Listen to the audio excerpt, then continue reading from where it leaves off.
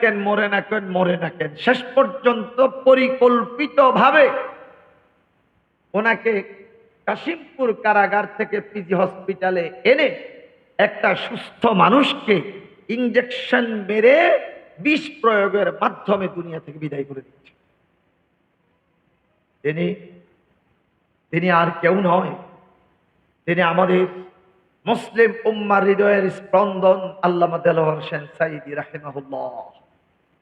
আজকের এই জনসমুদ্র থেকে আল্লাহর কাছে দোয়া করছি, হে আল্লাহ, আমাদের মাথার তাজ, আমাদের রাহবার, মুসলিম উম্মার হৃদয়ের স্পন্দন, আন্তর্জাতিক খ্যাতি সম্পন্ন মুফাসসিরে কোরআন আল্লামা দেলোয়ার হোসেন সাঈদী রাহিমাহুল্লাহকে আপনি জান্নাতুল ফেরদাউস নসিব করুন। আল্লাহ ওনার জীবনের বিনিময়ে এবং আরো যারা যারা শাহাদাত বরণ করেছেন তাদের জীবনের বিনিময়ে এই বাংলার জমিনকে আপনি শুধুমাত্র কেবলমাত্র কোরআন সুন্নাহর জন্য কবুল করুন। আমরা বলি আমিন।